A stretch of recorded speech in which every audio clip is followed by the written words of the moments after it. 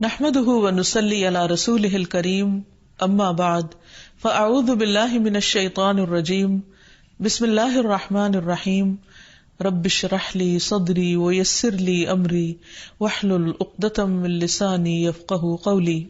نبی کریم صلی اللہ علیہ وسلم نے فرمایا، اس شخص کی مثال جو اپنے رب کو یاد کرتا ہے اور جو اپنے رب کو یاد نہیں کرتا زندہ اور مردہ جیسے ہے۔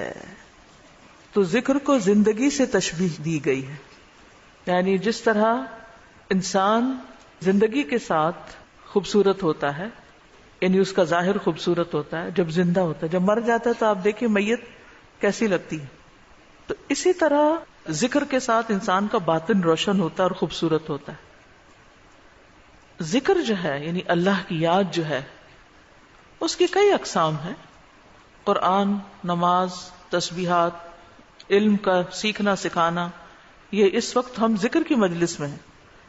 پھر اسی طرح دوسروں کو امر بالمعروف کرنا، نہی عن المنکر کرنا۔ تو یہ جو ذکر ہے اس کی کسی بھی شکل میں یہ اللہ تعالیٰ کے نزدیک ہر چیز سے بہتر عمل ہے۔ نبی صلی اللہ علیہ وسلم نے فرمایا، کیا میں تمہیں تمہارا بہترین عمل نہ بتاؤں جو تمہارے مالک کے نزدیک اچھا اور پاکیزہ ہے اور تمہارے درجات میں سب سے بلند ہے اور سونا چاندی کے خرچ کرنے سے بہتر ہے اور اللہ کی راہ میں جہاد کرتے ہوئے تمہارے کفار کی گردنیں مارنے اور ان کے تمہاری گردنیں مارنے سے بھی افضل ہے؟ صحابہ نے عرض کیا، کیوں نہیں؟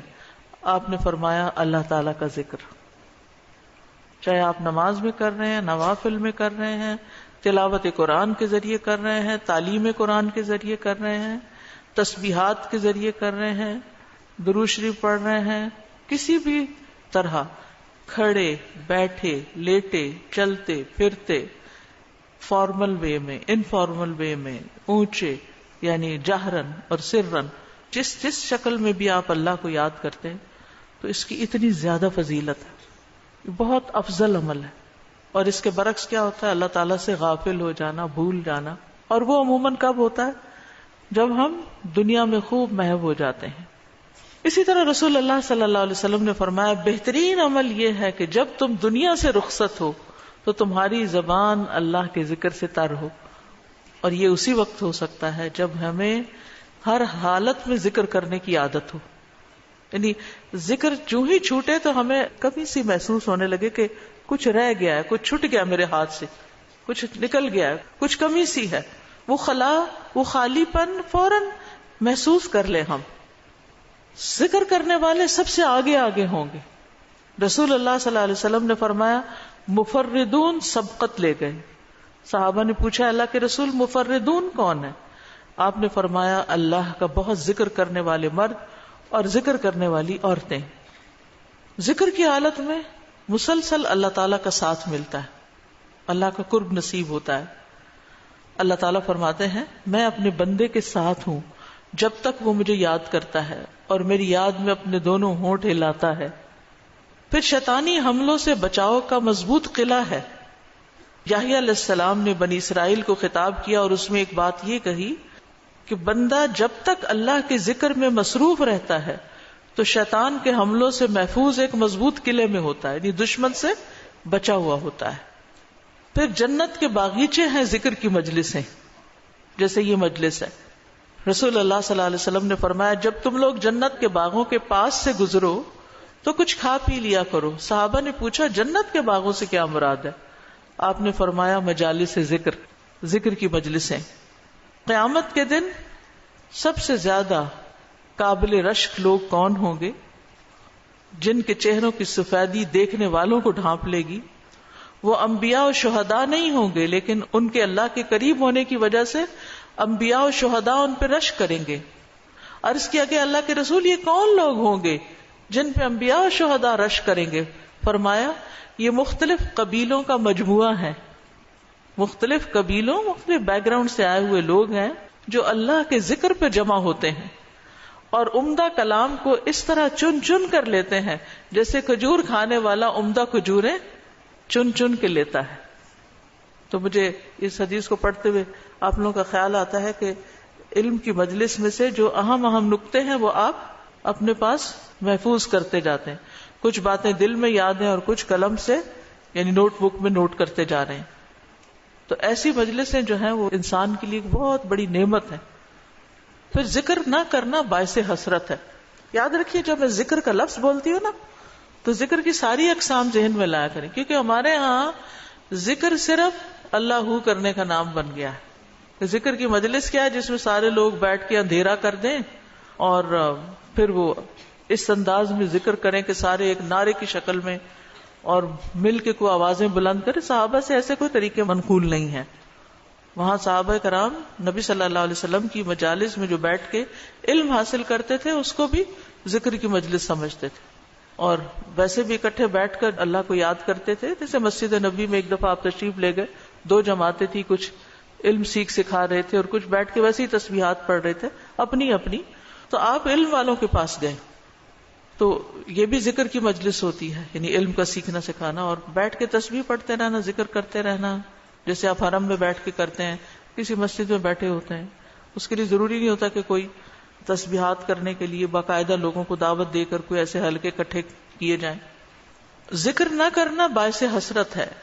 نبی صلی اللہ علیہ وسلم نے فرمایا جو لوگ کسی جگہ پر مجلس کریں لیکن اس میں اللہ کا ذکر نہ کریں اور نبی صلی اللہ علیہ وسلم پر درود نہ بھیجیں تو وہ ان کے لیے قیامت کے دن باعث حسرت ہوگی. اگرچہ وہ اجر و ثواب کی بنیاد پر جنت میں داخل ہو جائیں گے لیکن انہیں حسرت ہوگی کہ ہم نے یہ وقت کیوں گنوا دیا. ذکر نہ کرنے والے بدترین مخلوق ہیں, بد نصیب لوگ ہیں. عمرو بن ابسہ سے روایت ہے, رسول اللہ صلی اللہ علیہ وسلم نے فرمایا جب بھی سورج چڑھتا ہے اللہ عز و جل کی ہر ایک مخلوق اللہ عز و جل کی تسبیح اور حمد و ثنا بیان کرتی, یعنی صبح ہوتے ہی ساری مخلوق ذکر میں لگ جاتی.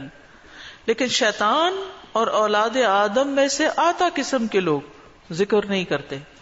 تو میں نے بنی آدم میں آتا قسم کے لوگوں کے بارے میں سوال کیا. آپ نے فرمایا بدترین مخلوق, یا فرمایا اللہ کی مخلوق میں سے بدترین لوگ, یعنی آسمان و زمین, سورج چاند ستارے, درخت شجر حجر, ہر چیز ذکر میں مشغول ہے سوائے ان لوگوں کے جو سو کے وقت گزار رہے ہیں یا غفلت میں پڑے ہوئے ہیں. حدیث نمبر 42, 2 محبوب کلمات. عن ابی ہریرہ رضی اللہ عنہ قال قال النبی صلی اللہ علیہ وسلم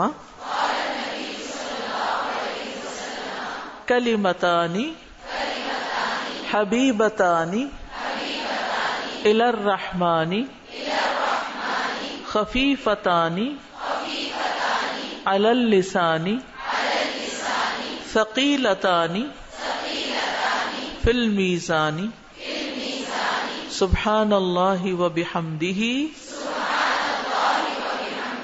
سبحان اللہ العظیم.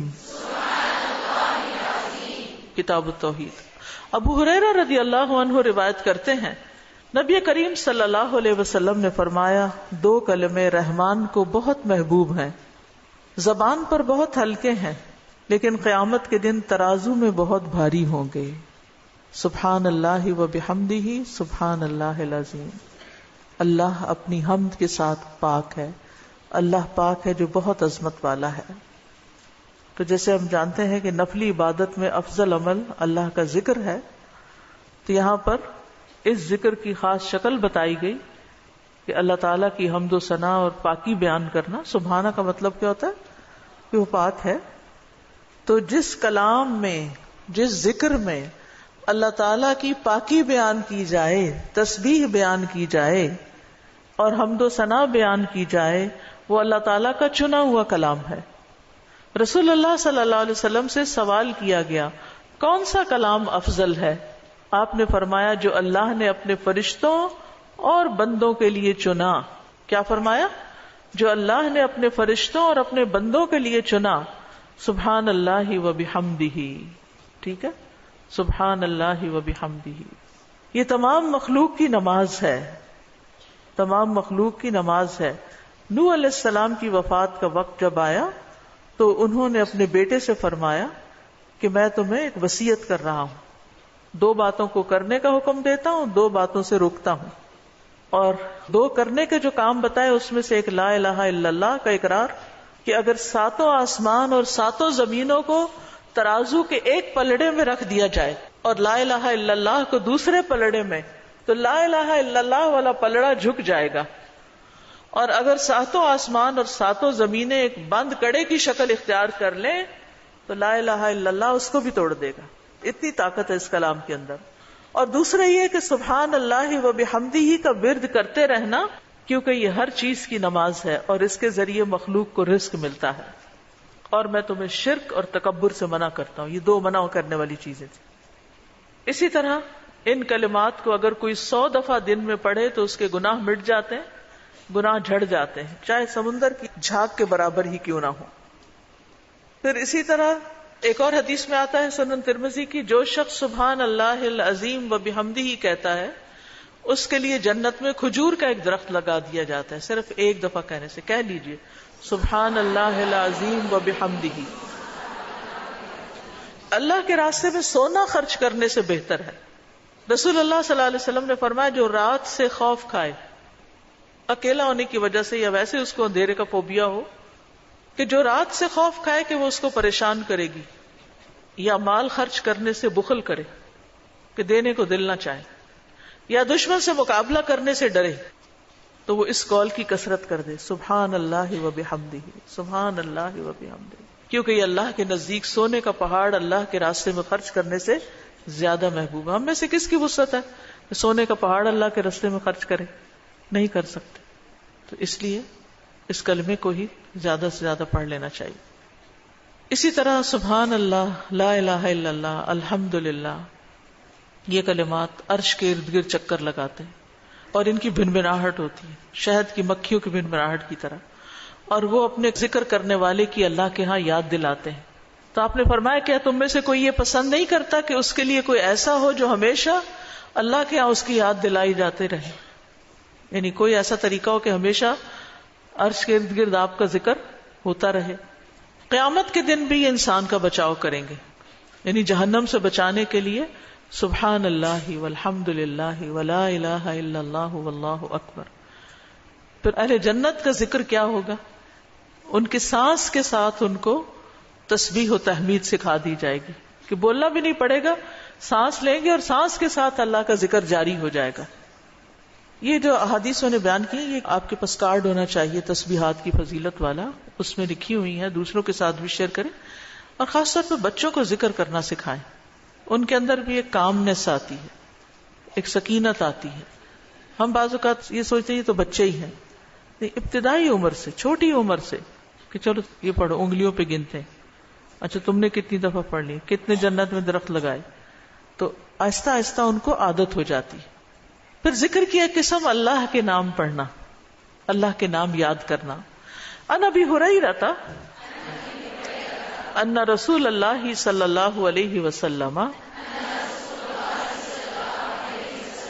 قال ان للہ 99 اسما 100 الا واحدا من احصاها دخل الجنہ. کتاب التوحید.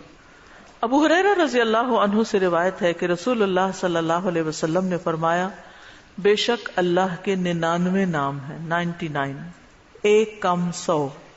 جو شخص ان سب کو محفوظ رکھے گا، یاد کر لے گا، وہ جنت میں داخل ہوگا. من احصاها، تو احساس سے مراد ان کو گننا، ان کے معنی پہچاننا، ان کے تقاضے کے مطابق عمل کرنا. خالی لکھ کے یا جمع کر کے یاد کر لیا جائے اور مطلب ہی نہ پتا ہو اور اس کے مطابق عمل نہ ہو تو پھر یہ وعدہ نہیں پورا ہوتا. احساس میں ہر چیز کا جمع ہو جانا ہے، یعنی اللہ تعالی کے ناموں کی حدود کی حفاظت کرنا، ان کو پہچاننا، ان کا معنی جاننا، ان کی فضیلت جاننا، کہاں پڑھنا ہے.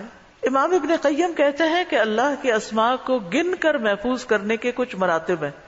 بندہ جب ان ناموں کو یاد کر لیتا ہے تو وہ جنت میں داخل ہو جاتا ہے، اور یہی اس کی سعادت اور نجات اور فلاح کا مرکز ہے.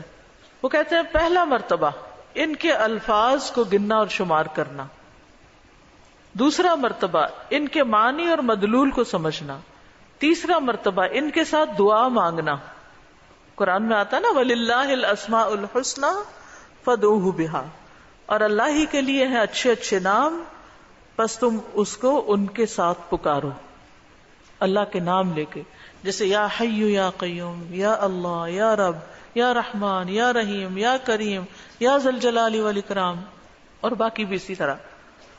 پھر ہے دعا مانگنے کے 2 مرتبے ہیں۔ نمبر 1 دعاء العبادہ، یعنی اللہ کی تعریف ان ناموں کے ساتھ کرنا، ہمارا رب رحیم ہے، کریم ہے، تو یہ تعریف عبادت کی دعا ہوتی ہے، دعاء العبادہ کہتے ہیں اس کو۔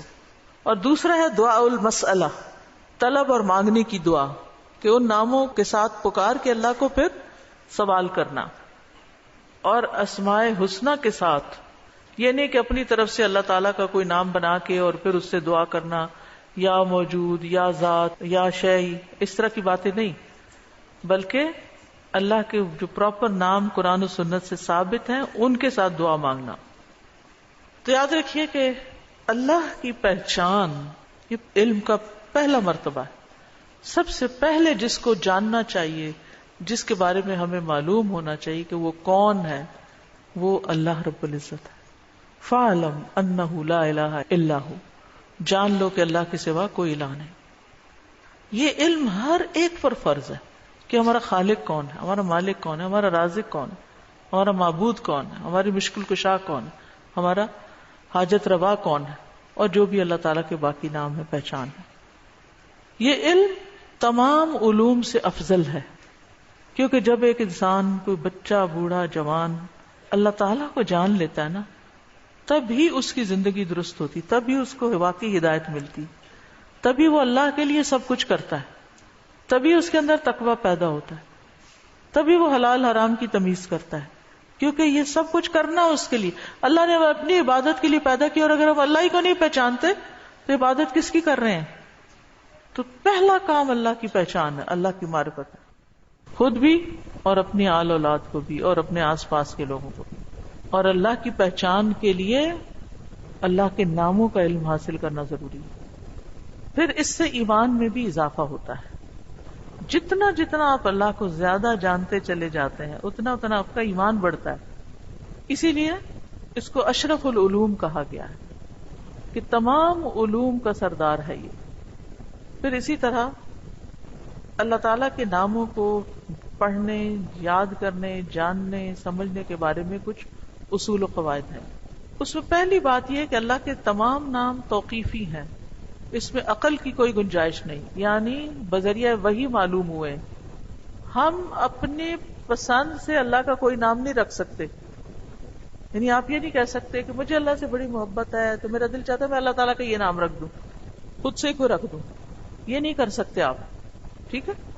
کسی انسان کو، کسی بشر کو، کسی جن کو، کسی فرشتے کو یہ اختیار نہیں کہ وہ اپنی مرضی پسند سے اللہ کا کوئی نام رکھ دے اور اس سے اس کو پکارنا شروع کر دے، اور اس کی لاجک صرف یہ دے کہ یہ تو محبت کی بات ہے اور میں محبت سے یوں پکارتی ہوں اللہ کو۔ نہیں، اس کی اجازت نہیں، کیونکہ جتنا اللہ تعالیٰ خود اپنے آپ کو جانتا ہے ہم نہیں جانتے، اور جتنا اس نے چاہا ہمیں اپنے بارے میں علم دیا، اور وہ علم بھی نبی صلی اللہ علیہ وسلم کے ذریعے ہم تک پہنچا ہے، تو اس کو حاصل کرنے کی کوشش کریں۔ پھر اسی طرح دوسری بات یہ کہ اس بارے میں کتاب و سنت سے آگے نہ بڑھیں، عقل، رائے، خواہش۔ امام احمد کہتے ہیں اللہ کی صفت نہیں بیان کی جائے گی مگر وہی جو خود اس نے اپنی ذات کی بیان فرمائی ہے یا رسول اللہ صلی اللہ علیہ وسلم نے بیان کی ہے۔ ہم قرآن و سنت سے آگے نہیں بڑھیں گے، خود یا کسی عالم یا کسی اور انسان کے بتائے ہوئے نام کے مطابق نہیں کام کریں گے۔ پھر اگلی بات یہ کہ اللہ کے ناموں میں الحاد سے بچنا چاہیے۔ الحاد سے، الحاد کا مطلب کیا ہے؟ سیدھے رستے سے ہٹ جانا۔ لحد ہوتی ہے نا وہ قبر جو بغلی قبر ہوتی ہے، نیچے گڑھا کھودتے کھودتے سائڈ پہ قبر کھودنا شروع کر دینا۔ تو اس کی بہت سی صورتیں ہو سکتی ہیں، جیسے اللہ کے کسی نام کا انکار کر دیا جائے، یا نام جن صفات پر دلالت کر رہے ہیں ان کا انکار کر دیا جائے، جیسے امت میں کچھ ایسے فرقے گزرے ہیں کہ جو یہ کام کرتے رہے ہیں۔ پھر اسی طرح بغیر تحریف، تعطیل، تکییف اور تمثیل کے اسماء و صفات پر ایمان لانا ضروری۔ تحریف یعنی خود تبدیلی کرنا، تعطیل یعنی کسی صفت کو معطل کر دینا، تکییف کسی کیفیت کو بتانا، تمثیل یعنی مثال بیان کرنا، ان چیزوں سے بچنا چاہیے. پھر ایک اہم بات یہ بھی یاد رکھیے کہ 99 تو ہمیں بتایا گیا کہ اتنے تو کم از کم یاد کر لو، لیکن یہ یاد رکھیے اللہ کے صرف 99 نیمز نہیں ہیں، وہ اس سے زیادہ ہیں. اس لیے بعض کتابوں میں آپ کو زیادہ بھی ملیں گے، لیکن یہاں مراد کیا ہے کہ یعنی اتنے تو زبانی یاد کر سکتا ہے انسان، یا آسانی سے ہر ایک کو معلوم ہو ہی سکتے ہیں. کیونکہ حدیث میں آتا ہے اسألک بکل اسم هو لک سمیت به نفسک وانزلته فی کتابک او علمته احدا من خلقک او استأثرت به فی علم الغیب عندک. اے اللہ میں تجھ سے تیرے ہر نام کے واسطے سے دعا کرتا ہوں، وہ نام جو تو نے اپنی ذات کے لیے رکھے، یا جو نام تو نے اپنی کتاب میں اتارے، یا وہ جو اپنی مخلوقات میں سے کسی کو سکھا دیے، یا وہ نام جو تو نے اب تک اپنے خزانہ غیب میں محفوظ رکھے. اس سے کیا پتہ چلتا ہے کہ کچھ نام تو خزانہ غیب میں ہیں. اور جیسے حدیث شفاعت میں آتا ہے نا کہ نبی صلی اللہ علیہ وسلم کو اللہ تعالیٰ قیامت کے دن اپنی حمد و ثنا بیان کرنے کی تعریف کرنے کے لیے وہ کچھ سکھائیں گے جو اس سے پہلے نہیں سکھائی ہوگی وہ تعریف. تو اس کے ذریعے نبی صلی اللہ علیہ وسلم اللہ کی تعریف بیان کریں گے. یعنی وہ علم ابھی تک نبی صلی اللہ علیہ وسلم کے پاس بھی نہیں، وہ قیامت کے دن دیا جائے گا، جس کی بنا پر آپ اللہ تعالیٰ کی تعریف کریں گے، پھر دعا کریں گے، اور پھر آپ کو شفاعت کا اذن دیا جائے گا، جو شفاعت کبریٰ کی حدیث آتی ہے اس میں. الہدیٰ نے اللہ تعالیٰ کے ناموں کا ایک کارڈ ریوائز کر کے چھاپا تھا، جس میں قرآن اور سنت کی دلیل سے وہ نام دیے گئے ہیں. اور باقی جو تاج کمپنی کے چھپے ہوئے نام، ان میں کچھ نام ایسے ہیں جو اللہ کے نام نہیں ہیں، وہ اللہ تعالیٰ کے افعال ہیں جن سے لوگوں نے خود نام بنا لیے. جیسے المذل اللہ کا نام نہیں ہے، یہ اللہ کا نام نہیں ہے، لیکن ذلت دینے والا اللہ ہے، تو ذل من تشاء، تو اس سے لوگوں نے نام اسم فائل کر کے تو مذل بنا لیا. تو یہ نام نکال دینے چاہیے، ٹھیک ہے، کیونکہ یہ قرآن و سنت سے نہیں ملتے. تو کچھ اللہ تعالیٰ کے نام ہیں، صفات ہیں، اور کچھ افعال بھی ہیں کہ اللہ تعالیٰ کیا کیا کرتا ہے. تو قرآن سے ہمیں وہ بھی پتہ چلتا ہے کہ اللہ تعالیٰ کیا کرتا ہے، مطلب زندگی دیتا ہے، موت دیتا ہے، رزق دیتا ہے، وغیرہ وغیرہ. حدیث نمبر 44، پورے یقین کے ساتھ دعا کرنا. دعا بھی ذکری کی ایک قسم ہے. ان انس قال قال رسول اللہ صلی اللہ علیہ وسلم اذا دعوتم اللہ فاعظموا فی الدعاء ولا یقولن احدکم ان شئت فاعطنی فإن اللہ لا مستکرہ لہ.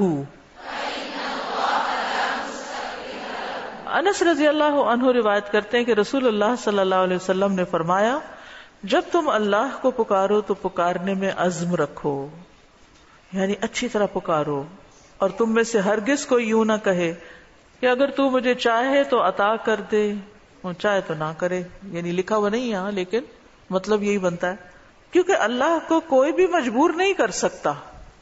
ٹھیک ہے، تو یہاں دعا مانگنے کا ادب سکھایا گیا ہے کہ دعا پورے یقین کے ساتھ مانگنی چاہیے. یا اللہ تو دے سکتا ہے، تو مجھے عطا کر. یہ نہ کہیں تو چاہے تو عطا کر، وہ تو دینے پہ قادر ہے.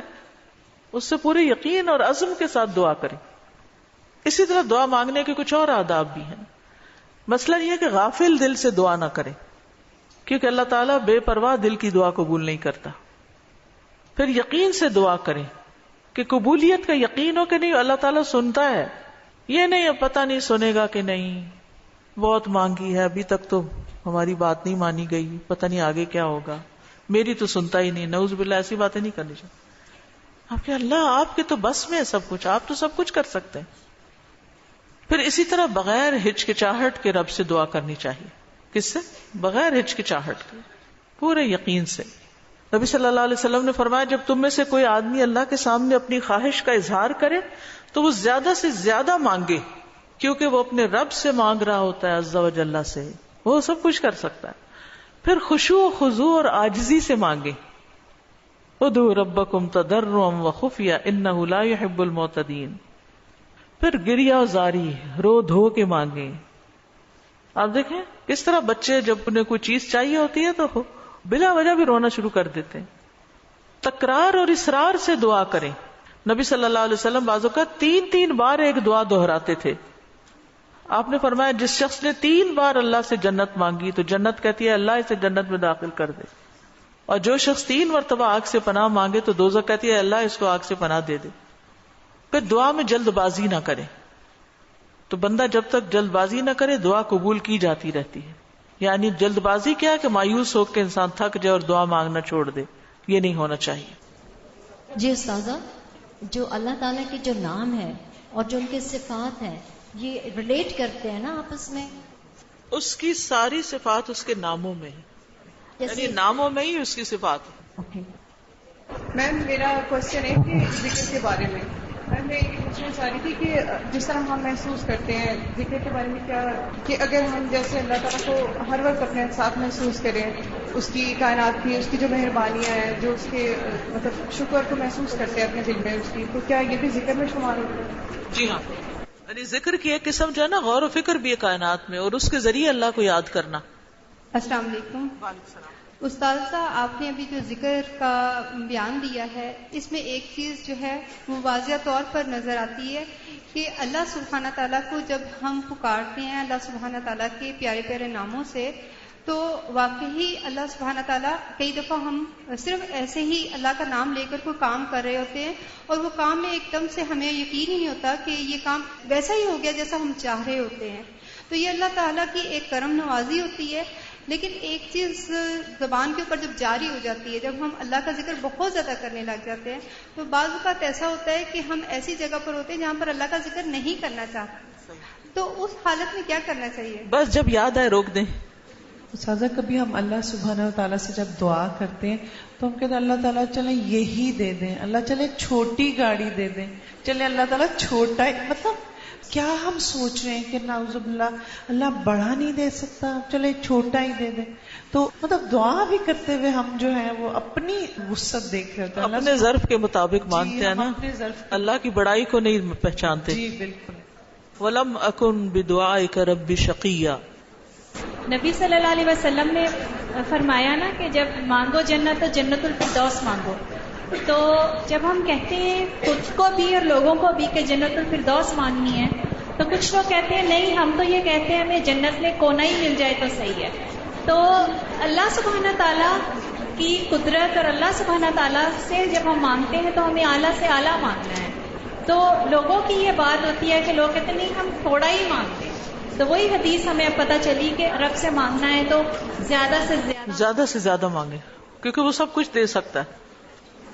استاذہ یہ جو اللہ کے نام ہے اور ان کے ساتھ جو دوسری آیا پورے یقین کے ساتھ دعا کرنا، کبھی کبھی ہم ایز اے لپ سروس دعا مانگ رہے ہوتے ہیں، تو ان دو حدیث کا آپس میں اتنا کنیکشن بن رہا ہے کہ جب تک اللہ کی پہچان ہی نہیں ہے تو پھر یقین کیسا ہوگا کہ دعا کا کہ دعا قبول بھی ہوگی کہ نہیں ہوگی؟ کیونکہ جتنی تقصیر ہم کرتے ہیں کمی کوتاہی دعا میں، وہ اسی وجہ سے کرتے ہیں کہ ہمیں اللہ کی پہچان نہیں ہوتی. آپ دیکھیے جب ہمیں لوگوں کی پہچان ہوتی ہے نا کہ کون کتنا سخی ہے، تو ہمیں اس سے اسی کے مطابق توقع ہوتی. امی سے عیدی اتنی ملے گی اور ابا سے اتنی ملے گی، کیونکہ ہم دونوں کا مزاج پہچانتے ہیں کہ کون کتنا دیتا ہے. اسی طرح خالہ، مامی، دادی سب کا پتا ہوتا ہے کہ کون کیا کرتا ہے. تو اگر انسانوں کا تھوڑا بہت ہمیں پتا ہوتا ہے اور اس کے مطابق ہی ہماری ایکسپیکٹیشن ہوتی ہے، تو جس کو اللہ کا پتا چل رہا ہے کہ وہ کیا عظیم ہستی ہے، پھر اس کی دعا کی ایکسپیکٹیشن کتنی بڑی ہوگی کہ وہ کیا کچھ نہیں دے سکتا اور کیا کچھ اسے مانگنا چاہیے. وہ تو کبھی مایوس ہی نہیں ہو سکتا انسان. اساتذہ السلام علیکم. یہ جو ہم لوگ الہدا میں بھی پڑھاتے ہیں نسالو کا یمن، اس کے اندر بھی یم عزو آتا ہے، تو کیا کوئی نیا ورژن ہے جس؟ بالکل نیا ورژن بھی ہے، کارڈز لے لیجئے، اور نئے ورژن کی ریکارڈنگ بھی ہم نے کروا لی ہوئی ہے. اساتذہ محترم، یہاں پہ آپ نے ابھی فرمایا نا کہ تو چاہے تو عطا کر، یہ نہیں کہنا چاہیے، تو اس کی تھوڑی سی وضاحت کر دیں کیونکہ میرے ذہن میں بھی آ رہا ہے کہ ہم جب یہ کہتے ہیں، آپ نے بھی فرمایا نا کہ تو جو چاہے وہ عطا کر دے، ہمیں یہ نہیں کہنا چاہیے تو چاہے تو عطا کر دے، ہاں اگر تو چاہے تو عطا کر دے. اس کی تھوڑی سی وضاحت کر دیں کیونکہ میرے ذہن یعنی اس کا مطلب یہ ہے کہ مثلا مجھے گھر چاہیے، اللہ اگر آپ کی مرضی ہے تو دے دیں، نہیں تو نہ صحیح. یہ نہیں کہنا چاہیے. بندوں کے ساتھ ہم ایسے معاملے کر رہے ہوتے ہیں نا، دینا تو دو نہیں تو نہ دو، تو اللہ کے ساتھ ایسے نہیں کرنا، یہ بے ادبی ہے. استاذہ یہ جو آپ نے کہا کہ جس کا آخری کلام لا الہ الا اللہ ہوگا تو وہ جنت میں جائے گا، جیسے ہماری آنٹی حالت نیزہ سے 2 دن پہلے ہم نے ان کو پڑھایا، انہوں نے ورد کیا، اس کے بعد وہ کومے میں چلے گئی، تو ان کے لیے ہم یہ امید رکھ سکتے ہیں کہ ان کا آخری کلام یہی ہے لا الہ الا اللہ؟ یعنی آخری بات جو کی وہ لا الہ الا اللہ تھی، چاہے اس کے بعد 1 دن بعد فوت ہوئے یا 2 دن بعد. اور ایک اور بات، بعض اوقات قومے میں ہوتے ہوئے بھی سن رہے ہو، اور کئی لوگوں کا یہ پتہ چلتا ہے کہ وہ آہستہ سے زبان بھی ہلا رہے ہوتے، اور کئی لوگوں کا یہ بھی میں نے سنا ہے، مطلب لوگوں کے ڈیتھ کے جو حالات واقعات سنتے ہیں کہ بے ہوشی تاری رہی اور فوت ہونے سے تھوڑی دیر پہلے آنکھیں بھی کھولی اور منہ بھی ہلایا اور پھر دوبارہ چلے گئے. تو یہ اللہ کی دی ہوئی توفیق ہے، ہمیں توفیق مانگنی چاہیے کہ اللہ ہمارا آخری کلام لا الہ الا اللہ. آپ نے بھی ذکر کیا ہے، ذکر کا فضیلت بیان کیا ہے، تو مجھے یہ بات سمجھ آئی ہے کہ جب ہم لوگ دن رات میں ذکر کرتی ہیں، ہماری زبان تر رہتی ہے ذکر سے، جوارے اس چیز کی گواہی دیتے ہیں، تو وہ جو ہے آپ کا جو اندر احساس ہے وہ یہ ہوتا ہے کہ ہمارا ٹائم ویسٹ نہ ہو، ٹھیک ہے، اور ہم لوگ جو ہے نا فضولیات سے وہ اجتناب کرتے ہیں اس چیز کو کہ ہم نے ذکر کرنا ہے، اپنی نیکیوں کو اضافہ کرنا ہے، خیر و برکتیں مانگنی ہے. کیا یہ چیز جو ہے ہمارے خشوع و خضوع میں اضافہ کر سکتی ہے؟ ذکر کے تو بہت سی برکات ہیں، اور اس میں سے یہ بھی ہے. 2 چیزیں جو ہے نا ذکر میں بڑا فائدہ دیتی ہے. ایک ہے کہ ٹارگٹ ڈیلی سیٹ کرے، جیسے 100 دفعہ یہ سبحان اللہ و بحمدہ کہا گیا، یہ منیمم بیئر منیمم ہے کہ آپ یہ 100 دفعہ سورج نکلنے سے پہلے اور سورج غروب ہونے سے پہلے پڑھ لیں عصر کے بعد. پھر اسی طرح یہ ہے کہ نبی صلی اللہ علیہ وسلم دن میں 70 سے 100 بار استغفار کرتے تھے. ٹارگٹ سیٹ کر لیں کہ میں نے لازمی یہ تو کرنا ہی کرنا ہے، اتنا تو کرنا ہے، زیادہ ہو جائے تو بہت ہی اچھا، کیونکہ حدیث میں آتا ہے نا طوبی لمن وجد الاستغفار فی صحیفته، کہ خوشخبری ہے اس کے لیے جو اپنے اعمال نامے میں استغفار کی کثرت پائے. پھر آپ دیکھیے درود شریف ہے، اگر کوئی اپنی ساری دعا کو درود شریف ہی بنا لے تو اس کے لیے ہر چیز کافی ہو جاتی، کم از کم 1 تسبیح درود شریف کی، اور اگر وہ نہیں نصیب تو صبح 10 دفعہ، شام 10 دفعہ، دن کا آغاز اختتام تو لازمی درود شریف کے ساتھ ہو. پھر اسی طرح لا حول ولا قوت الا باللہ ہے جنت کے خزانوں میں سے. اگر ہمیں دنیا کا کوئی خزانہ بتایا جائے تو ہم لوٹنے چلے جائیں اس کو، یہ تو جنت کا خزانہ ہے، وہ اکٹھا کرنے کے لیے اس کی تسبیح کر لیں، لا الہ الا انت سبحانک انی کنت من الظالمین، کم از کم 100 دفعہ پڑھ لیں. 100 دفعہ نہیں، 10 دفعہ ہی رکھ لیں، لیکن ڈیلی پڑھیں. پھر اسی طرح سبحان اللہ والحمد للہ ولا الہ الا اللہ واللہ اکبر، اس کی بے پناہ فضیلت اور اس کی بے شمار فضائل ہیں اگر اس کی ایک تسبیح آپ کر سکیں. اب یہ ہے کہ اتنا کچھ اوور ویلمنگ ہو جاتا ہے، یہ بھی کر لو، یہ بھی کر لو، یہ بھی کر لو. کچھ چیزیں صبح کے وقت کے لیے رکھ لیں، کوئی دوپہر کے لیے رکھ لیں، کوئی شام کے لیے رکھ لیں، کوئی کہیں اگر آپ آتے جاتے ہیں اس کے لیے رکھ لیں، کوئی کسی کام کے ساتھ باندھ لیں. اگر آپ نے ٹارگٹ سیٹ کر لیا نا کہ یہ تو کرنا ہی کرنا ہے تو انشاءاللہ کر بھی لے گی. اگر کسی وجہ سے کوئی آگے پیچھے ہو بھی گیا تو رات کو سونے سے پہلے کر لیں. اگر ایک دن کچھ کمی بیش ہوگی اگلے دن پورا کر. اپنے اوپر پابندی آپ نے خود لگانی کہ یہ تو میں نے کرنا ہے، ٹھیک ہے.